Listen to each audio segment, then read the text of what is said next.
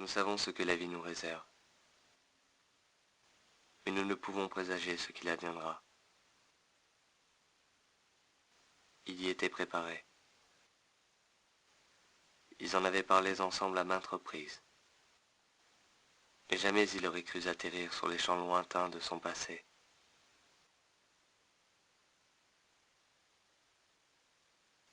Il rentra du travail contrarié.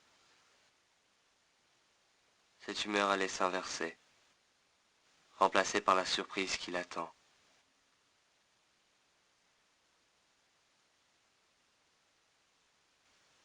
Comme elle sait ordinairement le faire, elle le refuse avec ses mots et gestes dont il a alors besoin.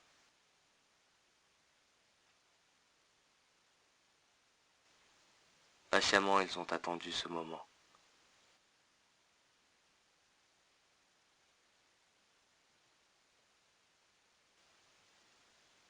À cet instant, elle lui annonce la bonne, la merveilleuse nouvelle. Elle est enceinte. Il va être papa.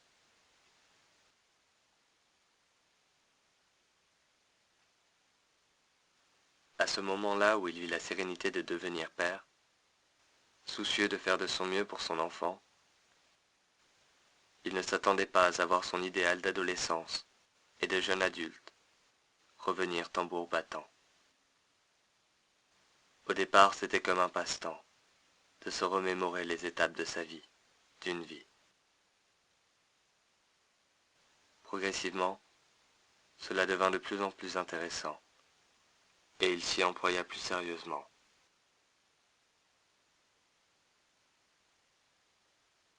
Attendre un enfant le sortit de l'oubli de soi, de la présence de l'absence, de la routine. Il se redécouvre sous un autre jour. Il se rendra compte au fur et à mesure de la chose qu'il ne correspond pas, ou plus, à ce qu'il désirait être il y a de cela une quinzaine d'années. Cet improbable souvenir de lui-même le prolongea dans la certitude de cette évolution. Il commença ainsi à se rappeler des quelques moments décisifs et délicats de sa vie. Sa condition humaine. Sans quoi il n'aurait pas pu être ce qu'il est devenu. Il songe à ses premières fois, à ces sensations, s'enivrantes, qui s'amenuisent et deviennent habitude.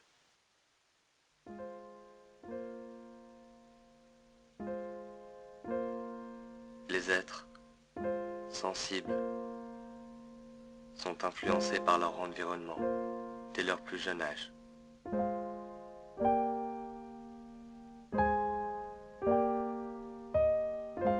Nous ne pouvons pas être constants.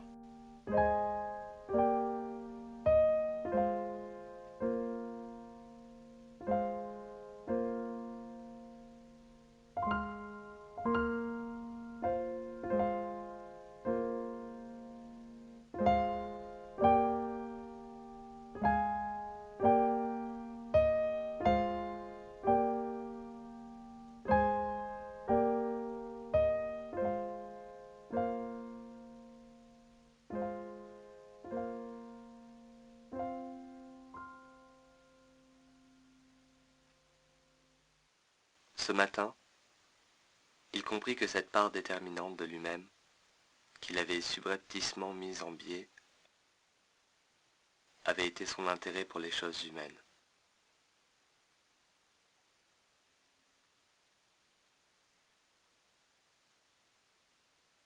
Il mit cette utilité de côté, fatigué ou usé par ces questions dont on apprend qu'il n'y a pas de vérité écrite.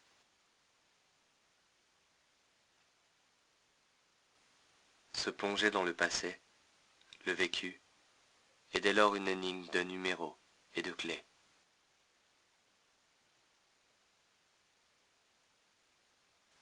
Le résultat étant, cela ouvrit les casiers contenant les notes que la raison écrivit. Ce fut verrouillé. L'heureuse nouvelle en ouvrit des quantités.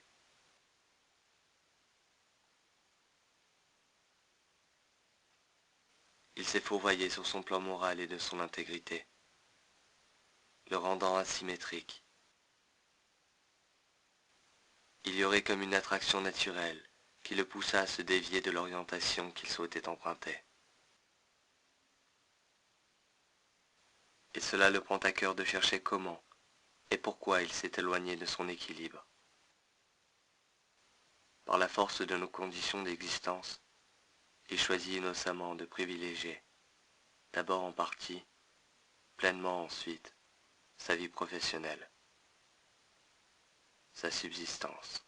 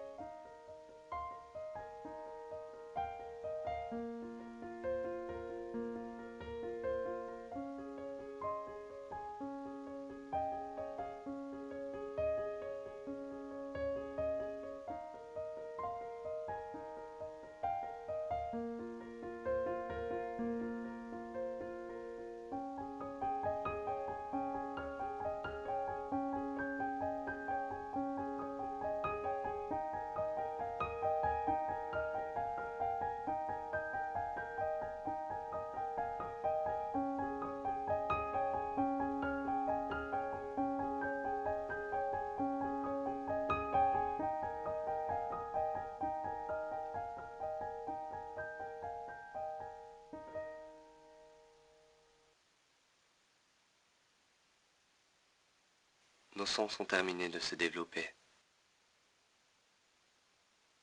et les expériences de vie se répétant, ils sont comme atrophiés. La perception du temps, elle, s'est accélérée en vieillissant. C'est cela même qu'il tente ici de se rappeler, et qu'il identifie.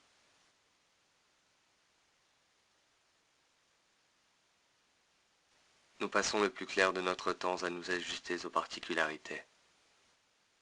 Notre environnement de vie pose des conditions indépassables si l'on ne s'y prête pas. Avec cet événement considérable dans une vie, indépendamment de sa volonté première, la réalité le rattrapa. Notre mode de vie actuel le poussa à intégrer le rythme du tac au tac, sans ne plus prendre le temps de souffler, de s'arrêter sur l'onde diffuse et de plus en plus large de son vécu.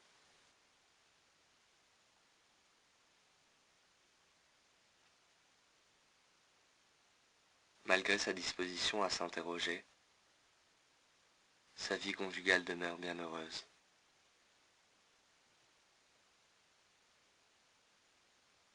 Sa moitié comprend, tandis que son ventre se dessine. Entretenant l'oubli du style de vie qu'il convoitait jadis, il s'est insidieusement adonné aux normes et valeurs que ce choix de société véhicule. Elle décline le progrès social. Ce libéralisme économique, malade de férocité, stimule l'aspect le plus brumeux de la nature humaine. Il instaure la concurrence en privilégiant de développer l'individualisme. D'accoutumance en accoutumance, il laissa alors place au à quoi bon, à une certaine résignation collective qui s'installa au détriment de sa volonté première, à propos de ce que la société devrait être, à la hauteur de la vie.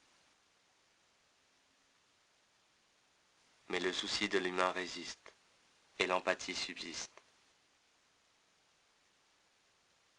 Il plaint le métier de journaliste. Drôle de métier, qui ne rassasie pas l'imagination.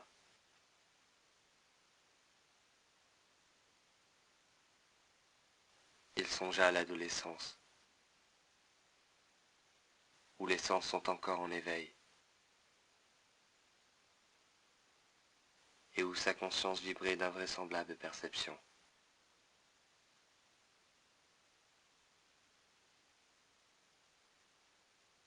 Où les questions existentielles prédominent, et où l'on s'étonne sur comment ce monde peut tenir ainsi.